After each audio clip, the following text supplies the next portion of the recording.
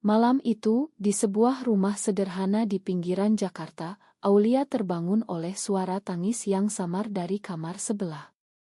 Ia yang baru saja menginap di rumah sahabatnya, Rina, tak sengaja mendengar percakapan panas antara Sari, kakak Rina, dan orang tuanya. "Kau harus menikah tahun ini juga, Sari. Jangan bikin malu keluarga," bentak ayahnya, dan Sari menjawab dengan suara gemetar, "Aku tidak bisa, ayah. Aku mencintai seseorang yang bukan laki-laki." Aulia membeku di tempatnya, jantungnya berdegup kencang, karena ia tahu orang yang dimaksud Sari adalah dirinya sendiri. Sejak pertemuan pertama 2 bulan lalu, ketika Aulia datang ke rumah Rina untuk belajar kelompok, Sari selalu menemukan alasan agar Aulia menginap. "Malam sudah larut, tinggal saja di sini," katanya dengan senyum yang membuat Aulia gelisah.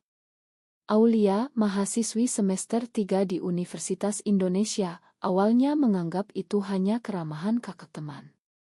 Tapi lama-kelamaan, tatapan Sari yang penuh arti, sentuhan tangan yang tak sengaja tapi berlama-lama, membuat Aulia mempertanyakan perasaannya sendiri. Di masyarakat Indonesia yang masih kuat pegang norma agama dan keluarga, perasaan seperti ini adalah tabu. Aulia dibesarkan di keluarga konservatif di Bandung, di mana ayahnya seorang guru agama yang selalu mengingatkan, perempuan harus menikah dengan laki-laki yang baik, itu sunnah. Tapi sekarang, di Jakarta yang ramai dan penuh kontradiksi, Aulia merasa dunianya goyah. Pagi harinya, Sari menunggu Aulia di dapur dengan secangkir kopi. "Ma, kalau malam tadi kamu dengar," kata Sari pelan, matanya merah karena kurang tidur. Sari, 25 tahun, bekerja sebagai editor di sebuah majalah mode di Jakarta Pusat. Ia wanita mandiri, tapi di balik penampilannya yang stilis, ada beban berat dari ekspektasi keluarga. Orang tuanya, pensiunan pegawai negeri, ingin Sari menikah dengan anak teman mereka, seorang pengusaha muda dari keluarga terhormat. "Mereka pikir aku sudah terlalu tua untuk sendiri," cerita Sari sambil mengaduk kopinya. Aulia diam, tak tahu harus bilang apa. Ia ingat bagaimana Sari pertama kali mengajaknya jalan-jalan ke Monas, berpura-pura itu acara bersama Rina, tapi akhirnya hanya mereka berdua. Di sana, Sari berbagi cerita tentang mimpi-mimpinya, tentang bagaimana ia pernah pacaran dengan laki-laki tapi selalu merasa ada yang kurang. "Aku merasa hidupku palsu," kata Sari saat itu, dan Aulia merasakan getar yang sama di hatinya. Tapi sekarang, setelah mendengar pertengkaran malam tadi, Aulia panik.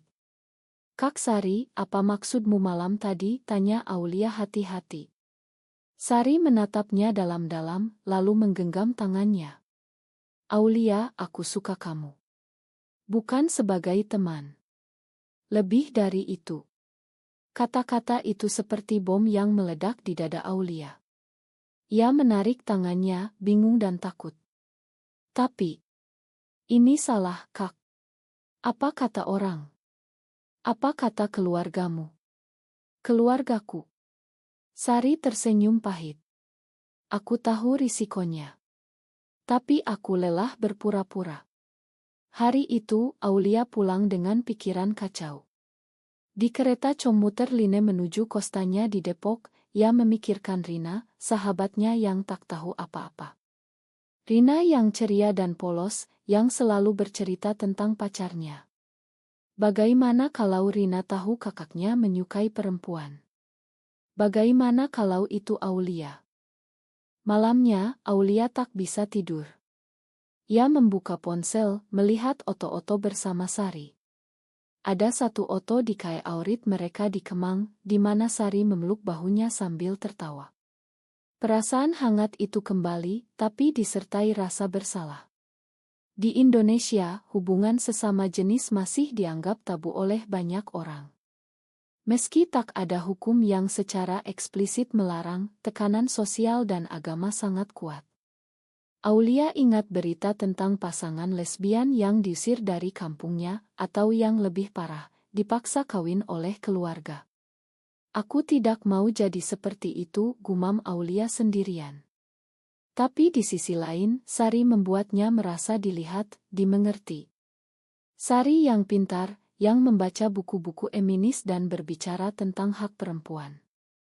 Mungkin ini cuma AC, pikir Aulia, mencoba meyakinkan diri. Tapi dalam hati, ia tahu itu lebih dalam. Beberapa hari kemudian, Sari menelepon. Aku perlu bicara. Datanglah ke rumah. Aulia ragu, tapi akhirnya datang. Di sana, Rina sedang keluar, dan Sari langsung membawa Aulia ke kamarnya. Orang tuaku tahu tentang kita, kata Sari langsung. Aulia terkejut. Apa? Bagaimana? Ternyata, ayah Sari melihat pesan di ponsel Sari, pesan yang dikirim Aulia, aku kangen Kak Sari. Itu saja sudah cukup membuat kecurigaan. Mereka marah besar. Bilang aku harus putus hubungan denganmu, atau mereka akan cerita ke keluargamu. Aulia pucat. Keluarganya di Bandung pasti akan hancur kalau tahu. Ayahnya yang religius, ibunya yang selalu khawatir tentang reputasi. Kita harus berhenti, kata Aulia cepat. Tapi Sari menggeleng. Aku tidak mau. Aku akan lawan mereka. Konflik itu baru saja dimulai, dan Aulia merasa terjebak di tengah badai yang tak terduga. Sari mulai menceritakan masa lalunya. Dulu, di SMA, ia pernah suka pada guru perempuannya, tapi ia tekan perasaan itu. Kemudian, di kuliah, ia pacaran dengan laki-laki untuk memenuhi ekspektasi. Tapi aku selalu merasa kosong, katanya. Aulia mendengar dengan hati berat. Ia sendiri baru menyadari perasaannya saat bertemu Sari. Sebelumnya, Aulia pikir ia normal, suka laki-laki seperti teman-temannya. Tapi sekarang, semuanya berubah. Apa kita salah, Kak? Tanya Aulia. Sari memeluknya pelan. Cinta bukan salah. Yang salah adalah masyarakat yang tak mau mengerti. Tapi pelukan itu membuat Aulia semakin takut. Bagaimana kalau Rina tahu? Rina yang seperti adik bagi Aulia. Hari-hari berikutnya, tekanan meningkat. Ayah Sari mulai mengawasi setiap gerak-geriknya. Kau jangan dekat-dekat Aulia lagi, perintahnya. Sari diam-diam bertemu Aulia di kai tersembunyi. Di sana mereka berbicara tentang masa depan. Aku mau pindah ke apartemen sendiri, rencana Sari. Ikut aku. Aulia geleng. Aku masih kuliah, Kak. Dan keluargaku. Sari mengerti, tapi matanya penuh kecewaan. Konflik internal Aulia semakin dalam. Ia mencintai Sari, tapi takut kehilangan segalanya, keluarga, teman, masa depan. Di malam hari, Aulia menangis sendirian, mempertanyakan identitasnya. Apa aku benar-benar seperti ini, pikirnya. Akhirnya, puncak di Ile ini datang saat Rina pulang dan melihat mereka berdua di kamar. Apa ini? Tanya Rina curiga. Sari dan Aulia saling pandang, dan Sari memutuskan jujur. Rina, aku dan Aulia. Kami saling suka. Rina terdiam, lalu meledak. Kalian gila. Ini nggak benar. Ia lari keluar, meninggalkan Aulia dan Sari dalam keheningan yang menyakitkan. Aulia merasa dunianya runtuh. Ini baru awal dari badai yang lebih besar. Setelah pengakuan itu, Rina menghindari Aulia di kampus. Mereka yang dulu tak terpisahkan, sekarang seperti orang asing. Aulia mencoba menelepon, tapi Rina tak angkat. Dia butuh waktu, kata Sari saat mereka bertemu diam-diam di taman kota. Tapi Aulia tahu, ini bukan sekadar waktu. Rina dibesarkan di keluarga yang sama dengan Sari, penuh norma tradisional. Bagi Rina, hubungan seperti ini adalah dosa. Apa kita harus berpisah? Tanya Aulia lemah. Sari menggeleng tegas. Tidak. Kita harus kuat. Tapi di balik kata-katanya, Sari juga ragu. Ia mulai merasakan tekanan dari pekerjaannya. Rekan kantor mulai bergosip setelah melihat Otosari dengan Aulia di media sosial. Kalian terlalu dekat, kata seorang teman. Sari hapus semua Oto, tapi keraguan mulai merayap. Di rumah, ayah Sari semakin ketat. Ia mengatur pertemuan dengan calon suami untuk Sari. Namanya Andi, anak Pak Haji dari Surabaya. Dia baik, punya bisnis sendiri, kata ayahnya. Sari menolak, tapi ibunya menangis. Kau mau bikin ibu mati karena malu. Tekanan emosional itu membuat Sari goyah. Ia cerita pada Aulia, aku takut, Lia. Kalau aku tolak, mereka mungkin usir aku. Aulia memeluknya, tapi dalam hati, ia marah. Mengapa cinta mereka harus dibayar dengan harga begini mahal? Di Indonesia, di mana agama Islam dominan, banyak yang melihat homoseksualitas sebagai penyimpangan. Meski ada komunitas LGBT di Jakarta, tapi mereka hidup dalam bayang-bayang. Aulia mulai mencari informasi online, membaca cerita orang-orang seperti mereka. Ada yang bahagia, tapi banyak yang menderita, dipaksa kawin, diusir keluarga, bahkan diancam. Suatu hari, Aulia mendapat telepon dari ayahnya. Aulia, ada rumor aneh tentang kamu di Jakarta. Jangan dekat-dekat perempuan aneh itu. Aulia terkejut. Ternyata, Rina sudah cerita pada orang tuanya, dan berita itu sampai ke Bandung. Ayah, itu nggak benar, bohong Aulia, tapi suaranya gemetar. Ayahnya marah. Pulang sekarang. Kita bicara langsung. Aulia panik. Ia tak bisa pulang sekarang, kuliahnya sedang ujian. Sari menenangkannya. Kita hadapi bersama. Tapi Aulia mulai mempertanyakan. Apakah Sari layak untuk semua ini? Apakah cinta ini worth the pain? Konflik internalnya semakin dalam. Ia mulai menjauh dari Sari dengan alasan sibuk kuliah. Sari merasa dikhianati. Kau takut, ya? Kau pilih keluargamu daripada aku. Pertengkaran pertama mereka pecah di apartemen kecil yang Sari sewa sementara. Lia, aku rela kehilangan semuanya untukmu, kata Sari dengan air mata. Aulia menangis juga. Tapi aku nggak bisa, Kak. Aku masih bergantung pada keluargaku. Itu adalah momen di mana Aulia menyadari pilihan mereka penuh kontroversi. Sari ingin berjuang, tapi Aulia ragu. Di masyarakat, Sari dilihat sebagai pemberontak, sementara Aulia sebagai korban. Tapi sebenarnya keduanya menderita. Sari mulai minum obat penenang untuk tidur, sementara Aulia kehilangan nafsu makan. Teman-teman Aulia di kampus mulai curiga. Kenapa kamu murung terus, tanya mereka. Aulia bohong, bilang stres kuliah. Tapi dalam hati, ia merasa sendirian. Kemudian, datanglah konfrontasi dengan Rina. Di kantin kampus, Rina akhirnya bicara. Aulia, kau khianati aku. Kakakku itu. Dia sakit. Kau harus jauhi dia. Aulia marah. Sakit. Cinta bukan sakit, Rin. Rina terkejut. Kau juga. Ya Allah, kalian gila. Ia pergi, tapi sebelum itu, bilang aku akan cerita ke semua orang kalau kau nggak berhenti. Ancaman itu membuat Aulia takut. Ia cerita pada Sari, dan Sari memutuskan untuk bicara dengan Rina. Di rumah, Sari dan Rina bertengkar hebat. Kau egois, Kak. Kau rusak keluarga kita, jerit Rina. Sari menangis. Aku cuma ingin bahagia. Ayah mereka mendengar dan marah besar. Ia usir Sari dari rumah. Pergi. Jangan kembali kalau belum tobat. Sari pergi dengan tas kecil, menuju apartemennya. Aulia datang menjemput, dan mereka peluk di malam hujan Jakarta.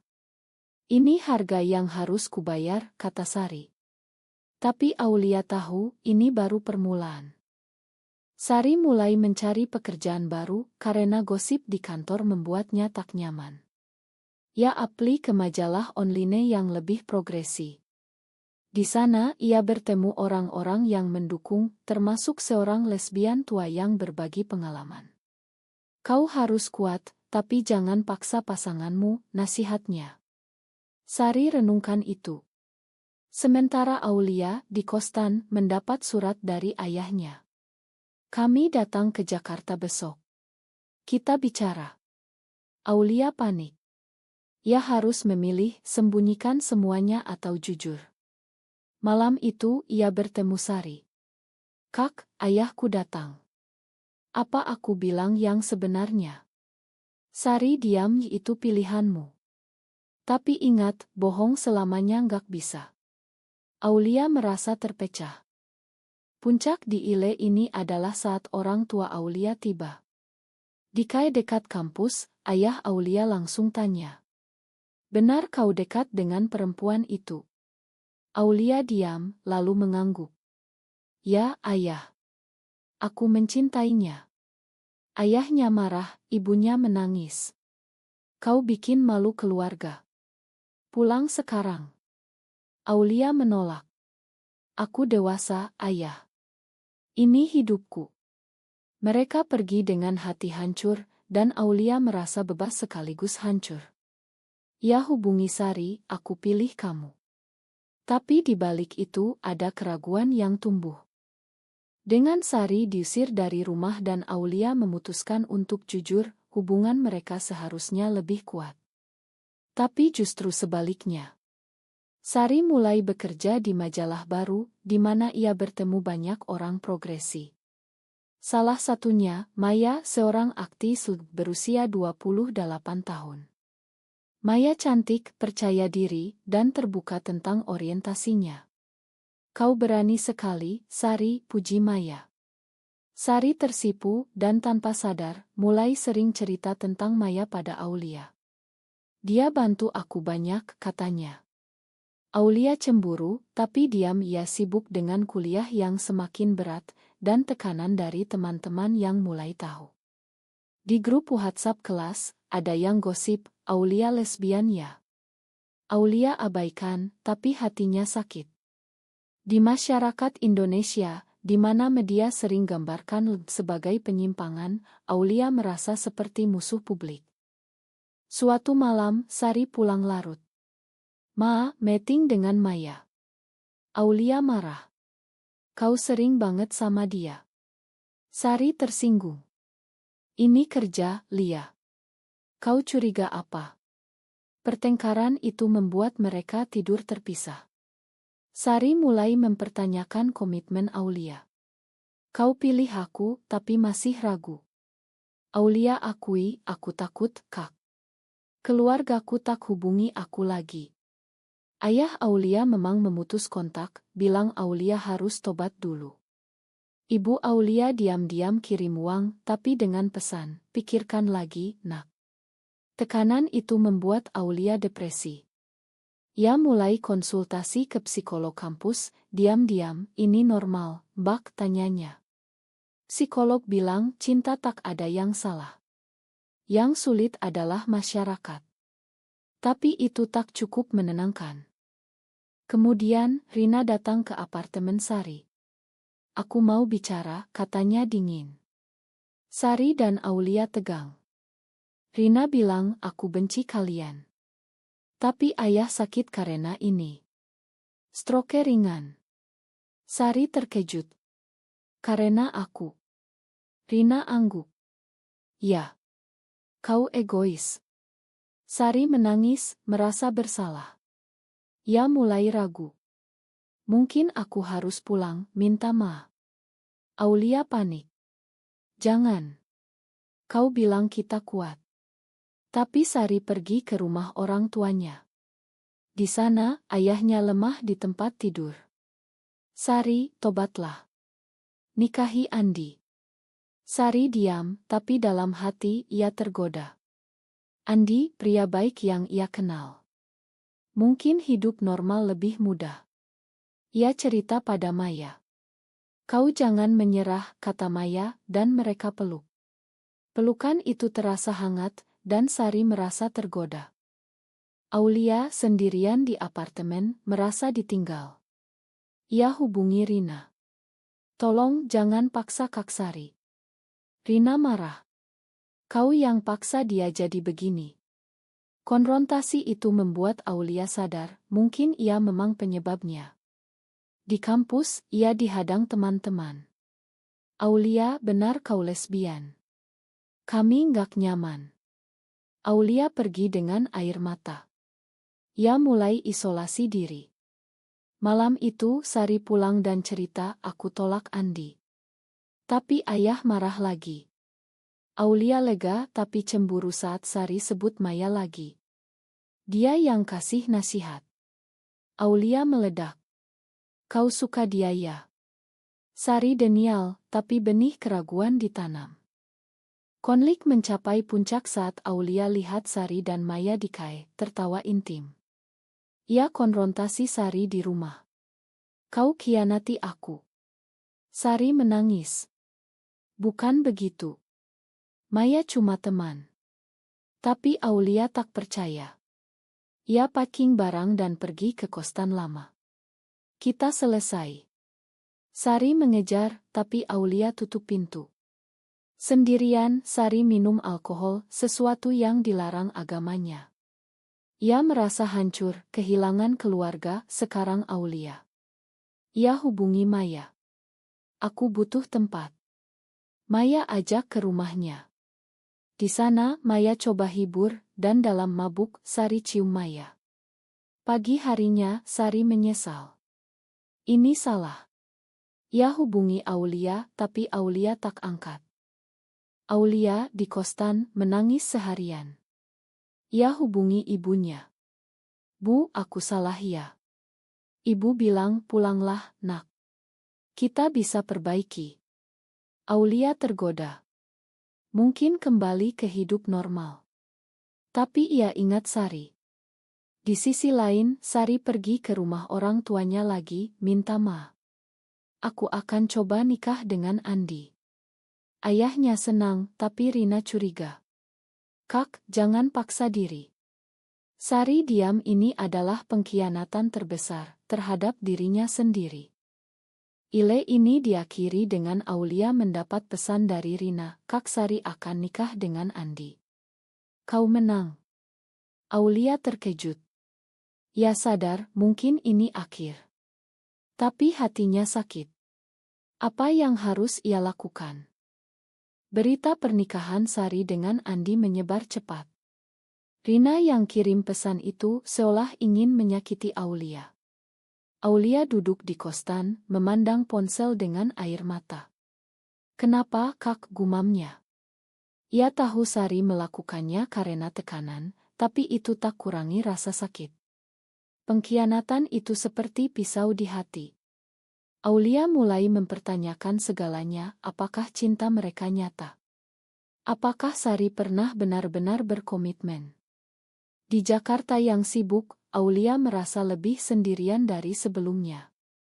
Teman-temannya menjauh, keluarganya marah, dan sekarang Sari pergi. Ia mulai fokus pada kuliah, tapi pikirannya selalu kembali ke Sari. Sari, di sisi lain, menjalani persiapan pernikahan dengan hati kosong. Andi pria baik, tapi Sari tak merasakan apa-apa. Di malam sebelum tunangan, ia menangis di kamar. Ma, Lia, bisiknya. Ia hubungi Aulia, tapi masih tak diangkat. Maya menelepon. Jangan lakukan ini, Sari. Kau akan menyesal. Sari ragu. Maya yang sekarang jadi teman dekat, mengajak bertemu.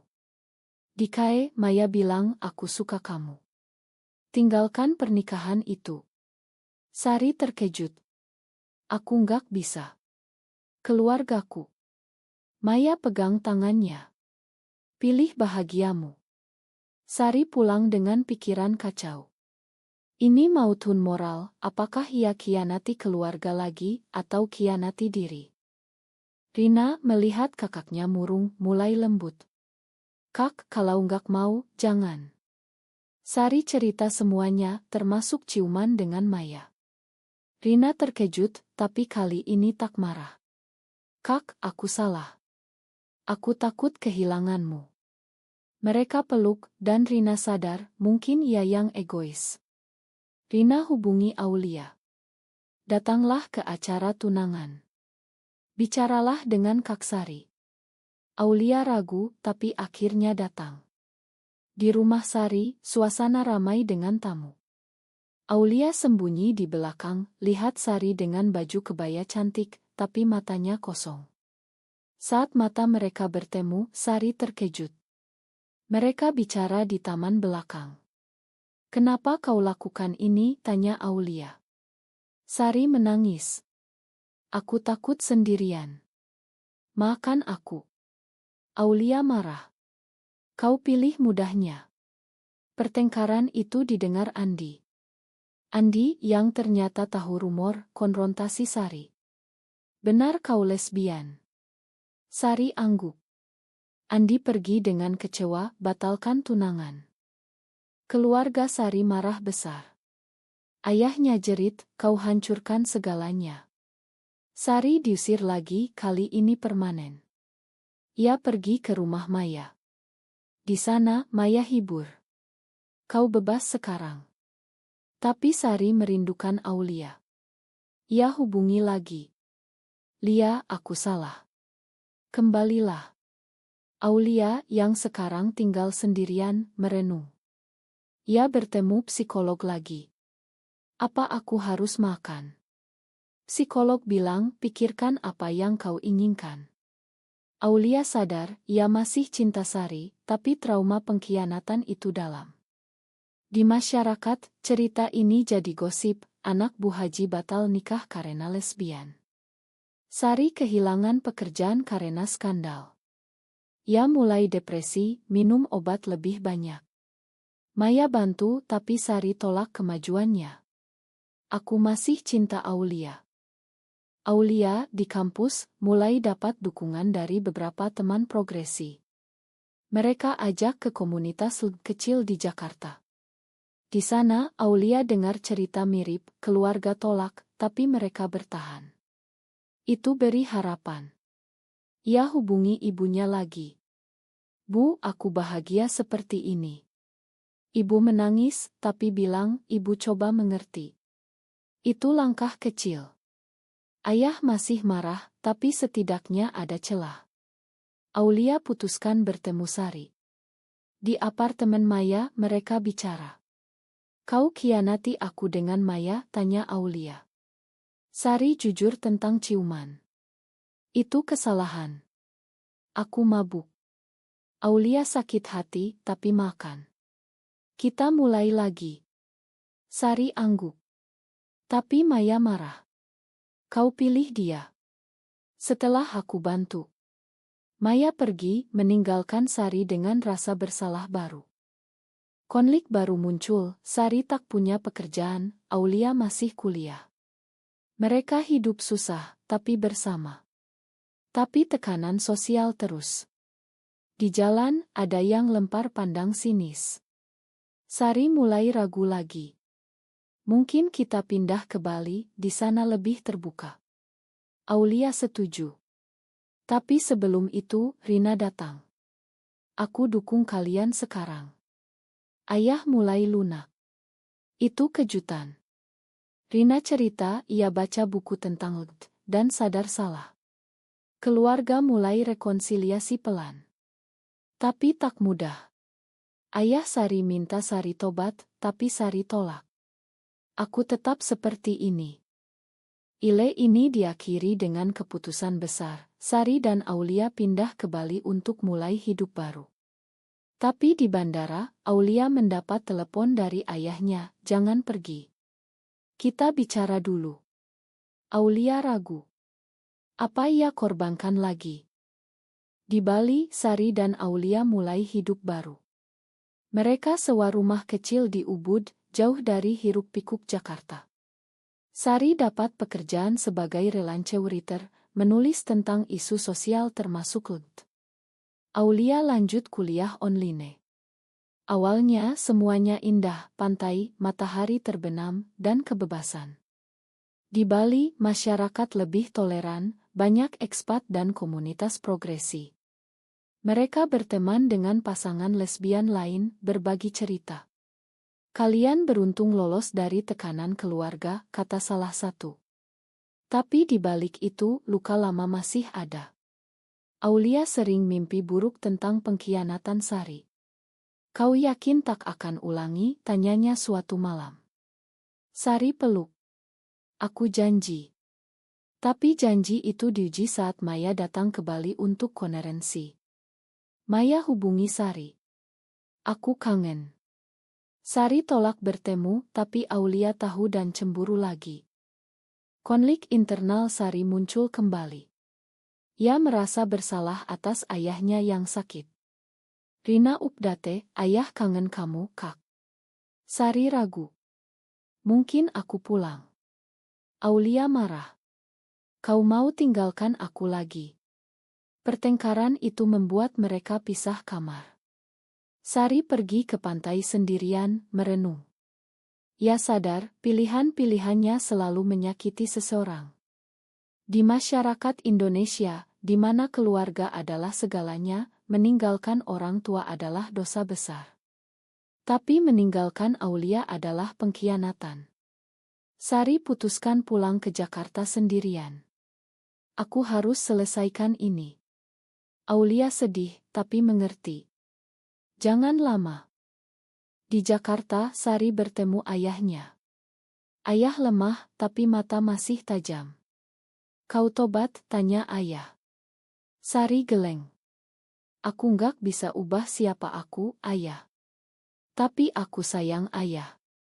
Ayah menangis, pertama kalinya. Aku takut kau menderita. Mereka bicara panjang tentang agama, norma, dan cinta. Ayah mulai membaca literatur tentang LGBTQ, dibantu Rina. Mungkin aku salah, akui ayah pelan. Itu adalah odd or thought bagi Sari. Ia kembali ke Bali dengan hati ringan. Ayah mulai mengerti. Aulia lega. Hubungan mereka semakin kuat, dengan komunikasi lebih baik. Mereka ikut terapi pasangan online, belajar mengatasi trauma. Tapi masyarakat tak selalu berubah. Di Bali, ada demo anti-LGBTQ dari kelompok konservatif. Sari ikut kontra demo dan oto dirinya viral. Keluarga di Jakarta panik. Ayah hubungi, hati-hati, nak. Itu dukungan kecil. Aulia khawatir. Jangan berisiko. Tapi Sari bilang kita harus lawan untuk masa depan. Konflik itu membuat mereka lebih dekat. Mereka mulai rencana masa depan, adopsi anak suatu hari, meski sulit di Indonesia. Kita bisa, kata Sari optimis. Aulia tersenyum, tapi dalam hati masih ada keraguan. Apa kalau keluarga Sari sepenuhnya tolak lagi? Waktu berlalu dan keluarga Aulia datang ke Bali. Ayah Aulia, yang awalnya marah, sekarang datang dengan hati terbuka. Aku baca Al-Quran lagi. Cinta tak ada yang salah kalau tak menyakiti. Mereka bicara, dan meski tak setuju penuh, ayah beri restu. Hidupmu, nak. Itu momen emosional.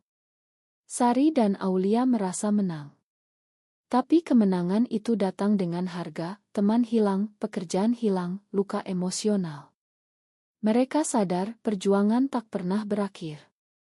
Di akhir hari, mereka duduk di pantai, saling genggam tangan. Kita layak ini, kata Sari. Aulia angguk. Ya. Cinta mereka bertahan, tapi dengan bekas luka. Mereka menjadi contoh bagi yang lain, tapi juga target kritik. Apakah benar memilih cinta di atas norma masyarakat selalu benar, atau adakah saat di mana pengorbanan terlalu besar?